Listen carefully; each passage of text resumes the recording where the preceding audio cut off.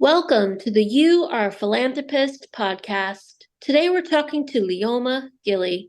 Leoma earned a PhD in linguistics from the University of London. And in 1979, she felt called to join Wycliff Bible Translators and SIL International. This affiliation led her to more adventures than she had expected, and she lived most of her adult life in Africa, with about 20 years of that in Sudan. She has traveled widely and enjoyed discovering the languages and cultures of the places she visited. After 37 years, she retired and settled in Knoxville, Tennessee. You are the kind of person who wants to improve the lives of others, but you need to take pride in your everyday actions. You Are a Philanthropist believes that every act of goodwill deserves to be recognized as philanthropy. Each individual action you take impacts another's life. Believe that what you do makes a difference. So call yourself a philanthropist and start a ripple effect of generosity that boomerangs back to you. Go to youareaphilanthropist.com/shop. Style your outside to match your inside. Choose a t-shirt, hoodie, or bag to show how much you love giving to others. That's youareaphilanthropist.com/shop. Hey y'all, I just want to remind you that I need you to subscribe, rate, and review to this podcast. If you're enjoying it and want more conversations like this and want to help people get more involved with philanthropy, please subscribe, rate, and review. I want to thank you to the people who have already rated this podcast 5 stars. Please click to rate it 5 stars. And here is some awesome reviews. I love hearing the different stories from a variety of people's personalities. We all can contribute with the strengths we have in making the world a better place for all of us to live in. Here's another one. I really enjoy this podcast. It's encouraging to see that I don't have to be a multimillionaire who created a philanthropic foundation to impact people. It's my small gifts of my time and resources that add up. I am a philanthropist. And here's another. There are opportunities all around at an early age to remind us to look out for each other. It's a lifelong journey of seeing the opportunities and acting in them. Thanks for a great reminder. Listeners, please do me a favor, subscribe, rate, and review right now so more people can hear more from us and learn more about philanthropy. Welcome to the You Are a Philanthropist podcast with Jen Klein, a certified fundraising executive and philanthropic entrepreneur. This show is dedicated to empowering and inspiring you to make a difference in your community and our world. Jen believes all acts of kindness matter, and this show is designed to help you take pride in your everyday actions of improving the lives of others and making a change in the world. Now, here's Jen. Leoma, welcome to the show. Thank you so much, Jen. I'm so glad you're here.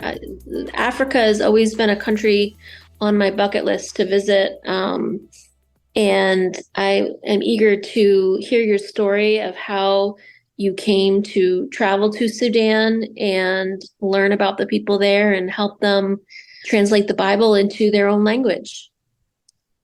Well, it was certainly an unexpected adventure. I was raised in Chattanooga, Tennessee. I'm the only child in my family, and my mother always dedicated me to do what the Lord wanted. And so whenever I felt a call to be a missionary, I would always say, but don't send me to Africa. And so, of course, that's where I got sent. And I fought that a bit, but as it's not easy to fight against God when he's really wanting you to do something. So in 1982, I packed up my bags and flew off to a training course in Cameroon that lasted for 3 months, which was supposed to teach me how to live in Africa. And it sort of did that, although I can't imagine having to wander off into the jungle with a live chicken and make a bed to sleep in overnight. And kill the chicken and eat it. So I took a lot of granola and gave the chicken to somebody else. But But it did teach you flexibility, and there were certain things like learning how to operate a kerosene refrigerator that proved to be useful. We had haircutting lessons and carpentry lessons, and I was trying to learn French because we were in the French-speaking part of Cameroon. So all of that prepared me a little bit so that when I landed in Khartoum to start learning Arabic, it was perhaps less of a shock than it would have been, but it was still a pretty big shock. Wow, you had a lot of courage. Well, some of us, I think, have courage not because we want to, but because we've got to do this, and it's right there in front of you. So you just keep moving one step at a time, and before you know it, people think you're really brave. Amen. So tell me, you lived there for 20 years, and I'm curious to hear more about what you accomplished over that time with Wycliff Bible Translators and SIL International. Well, my assignment became to work with a particular language group called the Shilluk. They call themselves Chola. And they had a translation of the New Testament done and published not too long before I arrived. But nobody could read it, including the people who translated it. Well, this is a problem if people can fluently read English, which goes left to right, and Arabic, which goes right to left, but they can't read their own language. So it's obviously not a problem with them. There's something in the writing system that is not giving them sufficient information so that they know what those words are. If we spelled all of the words like read, R-E-D, and even I read a book, R-E-D, there are different grammatical categories, but it might take a minute to realize which one was intended. And I still don't know which to read as read or read until I've seen another verb somewhere along the way to know which one it is. So English is not a particularly easy language to read or to spell, but apparently it was easier than what the Shilluks were facing. So I started studying the language after I spent about 8 months learning Arabic, and then went down to live in the village. And within weeks of my moving to the village, civil war started. And so the administration moved me back to the capital of the South, which is called Juba. It's now the capital of South Sudan. But at that time, all of it was one country.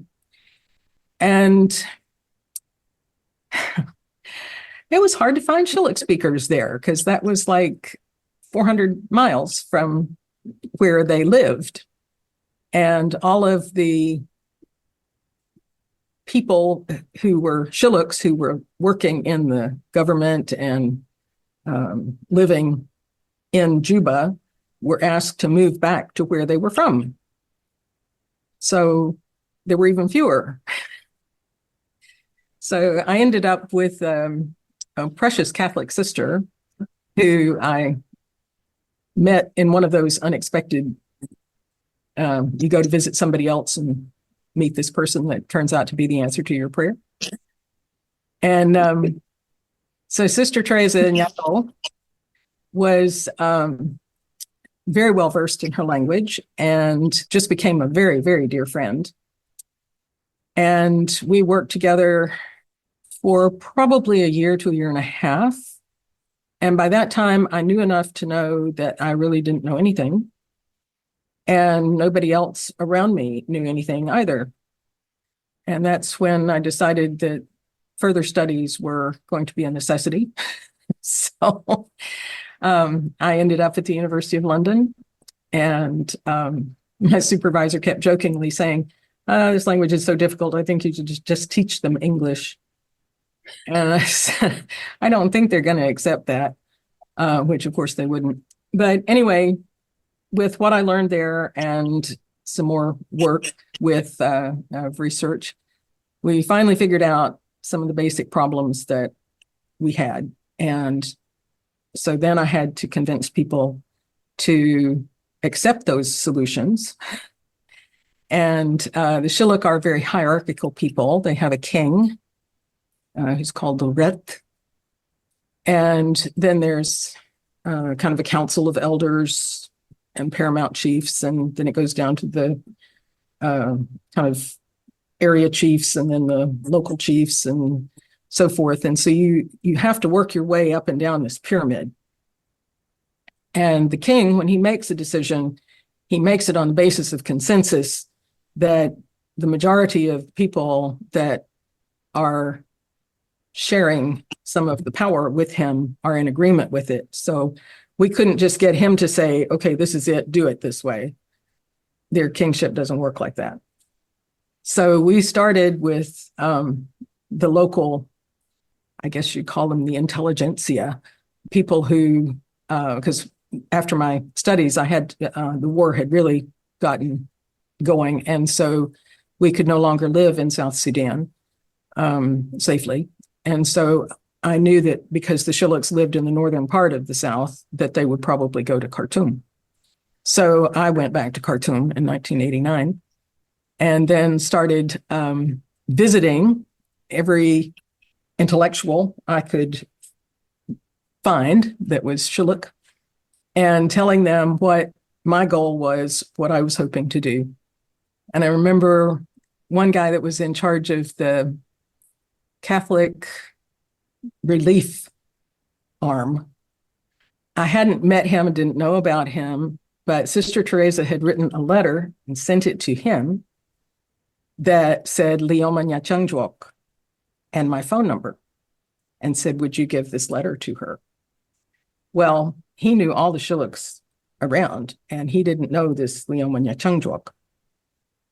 So he called and he said, I have a letter for you from Sister Teresa. I said, oh, good. He said, can you come by my office to collect it? So this was a great opportunity to go and do my promotion thing. And so I began talking with him about it. And at that point, I had been working on the language for about 8 years. And I learned later that he decided that if I had given 8 years of my life to his language, he would start the oversight committee of Shilluk elders who would oversee the work that I was going to do. And he actually held the first meeting. And that was the beginning of what I would think of as a philanthropic act, because none of the committee members were ever paid. They came faithfully. They listened to me explain things, bless them. They argued with each other. And I would sit in committee meetings and I was taking the notes, right? So they would discuss and discuss and discuss, and some of it was in English and some of it was in Chola. And then the chairman would say, okay, we can move on to the next point. And I said, well, what did you decide? Oh, we agreed with you. I said, oh, okay.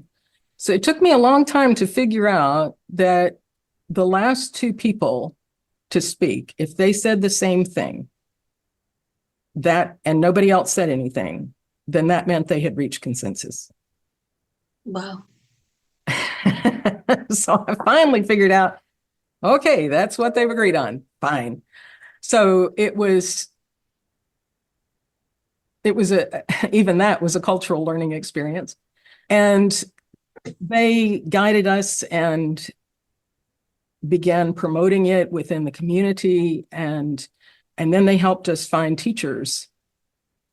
And so the teachers who joined us, they were, they were teachers as a profession in primary, secondary, whatever, but they would come and work with us without pay.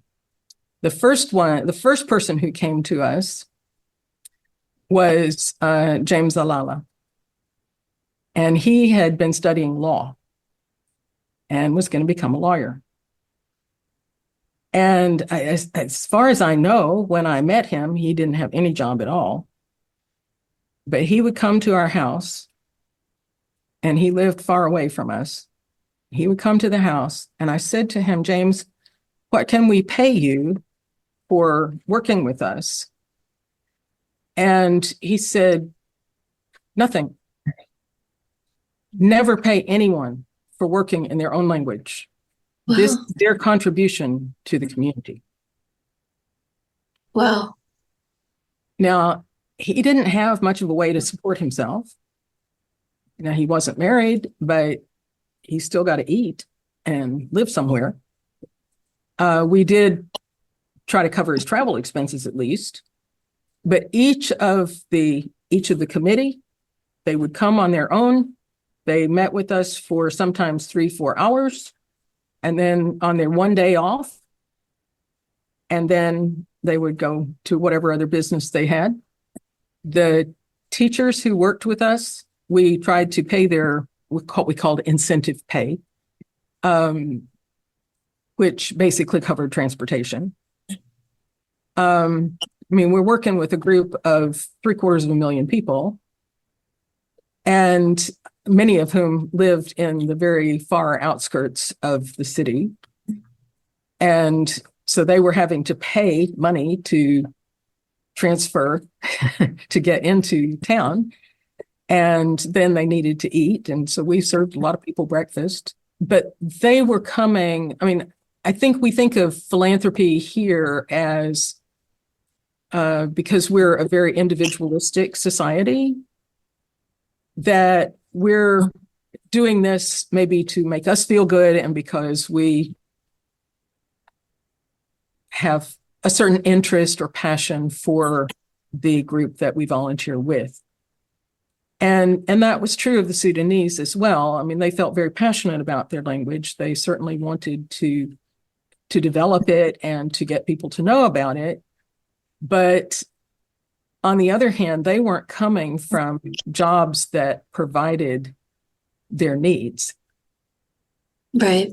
Many of them got laid off from their jobs because they were Southerners working in them. And that just deeply impressed me that they would do this. And I don't mean they were just there for an hour. They were there for 4 or 5 hours every day. Wow. And it was very humbling to see their commitment and that they were so willing to give of themselves. And then in the evenings, they would go back to their homes and teach what they had worked on and the books that we had developed. They would go back and teach those to classes until it got pitch dark. And people are sitting there going to classes, writing something in the dark. I don't know how they could see because, sometimes they had no electricity or the bulb was out and they didn't have money to replace it or whatever. It enthused me to keep working very hard because this was something they really wanted. They were invested and they were doing it without pay. Wow, they sound very generous and giving of heart. Very much so. And they were doing that for the benefit of the community. Yes. And we had challenges from those who had worked in the old spelling system, who didn't want it to change because they were vested in the old way. But we had spent so much time, and the teachers had spent so much time talking with, explaining, working with, enlightening, if you will, the grassroots people who wanted to be able to read. They wanted to be able to read the scriptures. They wanted to be able to read books about their culture. And they wanted to understand the complexities of their language. And so when the meetings happened and the people would say, we want to go back to the old spelling, people would shout them down. Say, no, we can't read that, but we can read this. And so there they are. And they have finished the entire Bible. And that was going to be the real acid test. This was in 2013. I'd been away for some time, and so I didn't know what the final decisions were on some of the tone markings and different things that they had chosen to do. And so the translator, the main one, had asked somebody to read an Old Testament portion during the dedication. This guy had not been to any classes, so he didn't understand the spelling system necessarily. He had never seen that portion of scripture before in his language. He had 30 minutes. Usually the people in the old system, they required at least a week to practice before they would read in church. And then they still sounded like they were in first grade. But this guy got up, and I think he might have hesitated once, but he read fluently through the whole long passage. And I looked back at the translator and gave him the thumbs up. We nailed it. It may not be perfect, but we got it up to 90% and they can read it. And then I went back to do a dictionary workshop in 2016. And this was in Juba. This was after the South had become independent. And lo and behold, the ladies were carrying their Bibles in their bags. And I said, would you all read something for us for our devotions in the morning? And they would pull these Bibles out, and they had them marked up and their favorite passages, and they would get up and just read them fluently. And I'm saying, thank you, Lord. I mean, it was just so amazing to see that what seemed like a hopeless task at the beginning had worked. That's beautiful. And I love how you give credit to the people who helped you translate and were so generous with their time and commitment and passion. Hours, like you said, of giving back for the benefit of their community. That's beautiful. Yeah, we sent them down a few times to the home area when it was okay to do that. And I couldn't go because the war was still on and they didn't need white faces down there. But they would present things. I mean, we would talk about how to approach it, but they would present it all on their own. And the leadership in the center of their area, which is Malakal, the first day, they were very angry that they had not been consulted about these changes. And they had not been involved in these decisions, and nobody had talked with them and gotten their approval. And because it's a very consensus-oriented society, they were angry. And so they were sitting there, arms crossed and frowns on their faces. They filmed the first day and the last day with somebody's camera, but it didn't have much battery life. So they only got the 2 days, first day, last day. Last day, everybody's sitting there smiling and happy and thankful for this new system that works so well and for all the good work we've done in Khartoum. I was like, okay. Wonderful. But they knew how to do that. They could deal with their people. Yeah. And they talk about 3 different kinds of people. They have simple people, who are people who just try to get along with each other and, help out and don't cause problem. Just, if you want this, all right, that's fine. Let's try to do it. And then there are difficult people. And difficult people are the ones who ask the hard questions. Why are you doing this? What's the benefit for the community? What's going to be the cost? What involve what changes are necessary. They're asking the hard questions to make sure we don't get sloppy. And then there are the complicated people. And the complicated people they describe as standing on the way. So whatever you're trying to do, they want to stop it. And so I think at that meeting, they had both the difficult people and the complicated people. And the difficult people were asking questions, and the complicated people were offering alternative solutions. And the difficult people won. And they overcame the complicated ones who just wanted to stop it no matter what. And,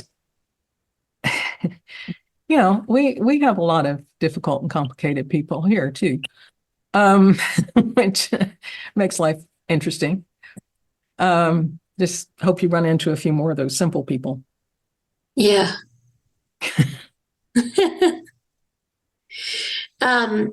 So tell me what your advice would be for someone who, either like you or like the people you worked with, could learn from to get started with some sort of charitable act. I think you need to be passionate about whatever it is you're going to do, because it's going to cost you time or money or effort. Yeah. And do you have a particular ability, gift, skill that would make that this place you want to give to needs? And I didn't come as a professional linguist with all the information that I needed to do what I did in Sudan. That was something that I believe God gave me as we went along. I've had a lot of training from the Sudanese as well. I have learned a lot about patience and perseverance and the blessings of humor. The Sudanese laugh a lot, and I think that's to alleviate the stress, because they live incredibly stressful lives. Yeah.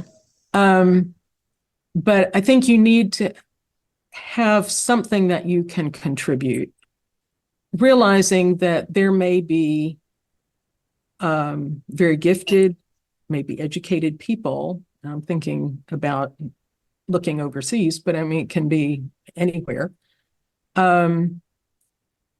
And you want to help build that up. You want to transfer those gifts and skills that you have to the people that come to you and you see potential in them, that they can learn to do and understand the bigger picture of what you are trying to accomplish and what it's going to take to get there,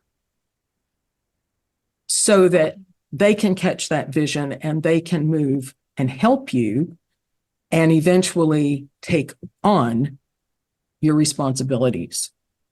So it's that paying it forward that I see is crucial. And one of the ways that I've done that, as I finished working in Sudan, I had a break that I take care of my mother, and then I was asked to be the director of training for SIL for Sub-Saharan Africa. Well, that was enough to be getting on with. So that's a big place to handle 3/4 of a continent. But the goal was to enable people who are already working, like the Shillooks had worked with me, and they were doing translation or literacy or whatever they were doing. They needed education. They needed to have certain competencies to be able to successfully do the job that they were being asked to do. And I would say 95% of the people we were asking to do those jobs did not have those qualifications.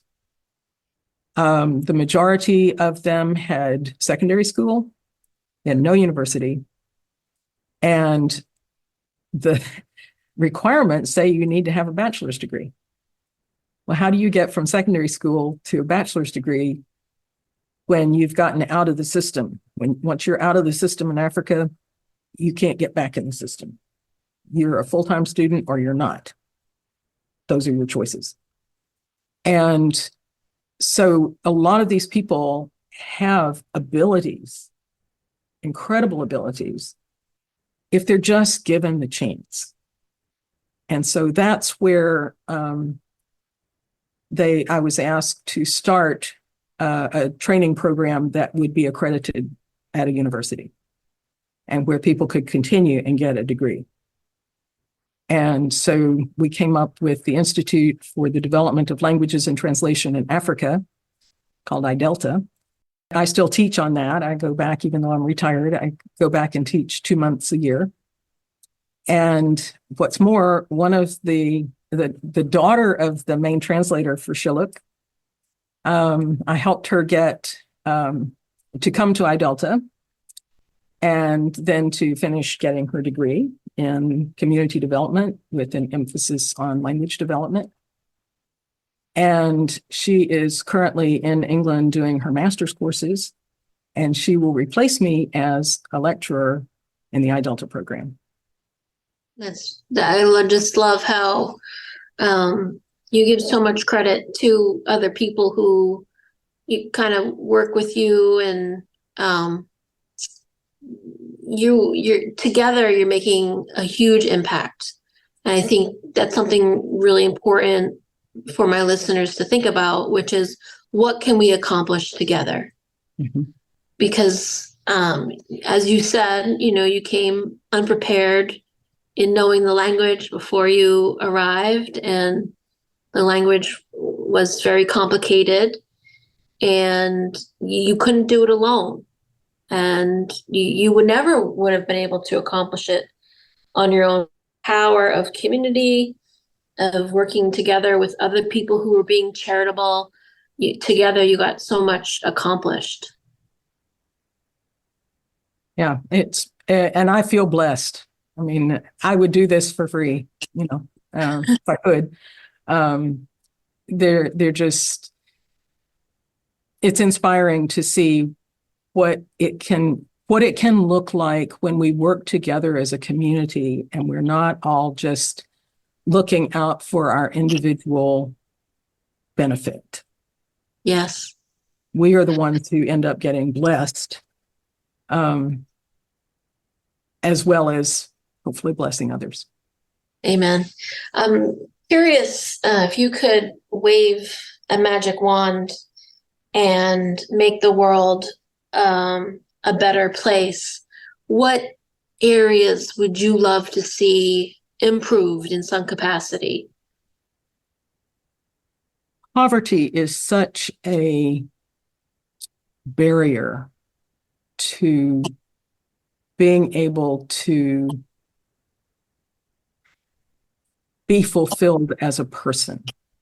When your basic needs of food and housing and clothing and education are missing, and you're scratching around desperately trying to find enough money to have just the basics. Yeah. You don't have time to think about art, to think about higher things. You can't look at big pictures. You're just looking at how am I going to get through today? Right. And education can make such a huge difference to the level of potential that people can reach if they at least, can they read? Can they write? Can they do math? Can they calculate loss and profit? And do they understand anything about that? One of the problems we had with selling books with the Shilluk is that if somebody asks you for something, you have to give it to them. Okay. Because otherwise you lose face. And, what do you mean you think I won't pay you? Of course I'll pay you. I just don't have money right now. Well, tomorrow, of course, never comes. And so they're giving away all the books, but we're not getting any money to make more books. Hello. And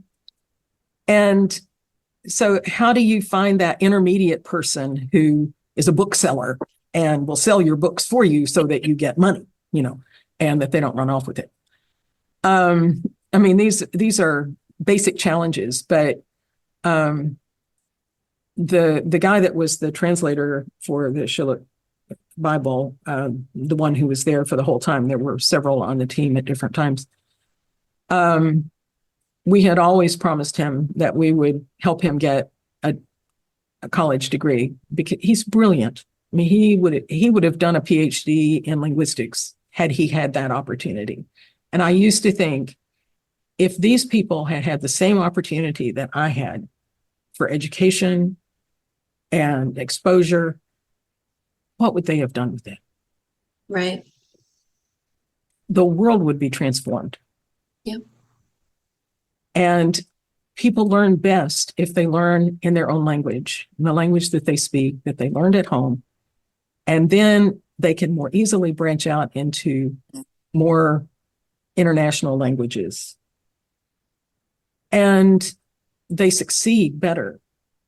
But if you're going into a school and the teacher's saying, pick up your pencil or come get this pen, and you don't know what that means, then you don't do it because you don't know what they said. Yeah. And that's the situation that a huge number of people in this world are in.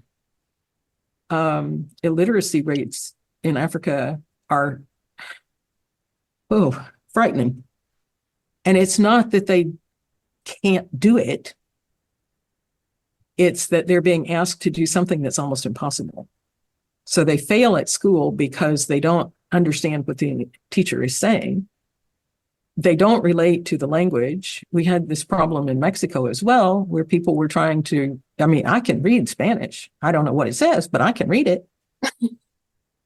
And they can do the same, but they have no idea what it means. And so they don't understand that those words on that page have a meaning. Yeah. And they just know that the teacher will commend them if they read it correctly, and even though they have no idea what it means. And it's one of the disadvantages of good spelling system. But if they're learning in their own language, and then they understand that this word is a word I know, and it means chicken. And so this is something about a chicken. Okay, this chicken can, what do chickens do? And they more quickly catch on, and then they can transfer those skills of understanding meaning in reading and move forward. And they always do better. Even in, if they have to transfer into Spanish or English or whatever other language, they always do better. Mm. Yeah, I guess I'd put in my plug for education. Good. Yes. Education. Right. And as part of what we need as a basic necessity of life, I hear you saying as well. And I'm curious what you would credit your greatest source of inspiration for the work that you've personally done. Is it your faith? Is it someone who influenced your life in a particular way? Well, certainly I couldn't have done it without God. I'm currently working on writing my memoirs, and I just see God's hand at every step, holding me together, bringing me the right people that I needed to meet, like this guy at the Catholic Relief Center. So many that, 750,000 people. I could have run into all manner of useless people. But I didn't. I ran into the good ones. Yeah. Because they were being brought to me. And it's just amazing. As soon as we needed an artist, hey, there's an artist. If we needed a keyboarder, what? Bing, there's a keyboarder. I mean, it was just, jaw dropping. We need a translation team. Well, there's 3 people. Okay. And, we need somebody who can help explain this grammatical thing. Well, here's a guy with a master's in English, who can do just that, incredible. Yeah. And that's not accidental. Amen. Yeah. Well, Leoma, I think it's easy for me to say that God has placed you in my path, and I'm so glad our paths crossed so we could share more of your story and your experience in Sudan. And I want to make sure my listeners know how to get in touch with you, and I can put those in the show notes. I know you also wanted to share the sil.org website to continue to advocate for that nonprofit and the work you did with them. Yes, absolutely. Very worthy organization. They will use your money wisely. Awesome. Thank you so much for your time. Well, thank you so much for having me. It's been fun. God bless.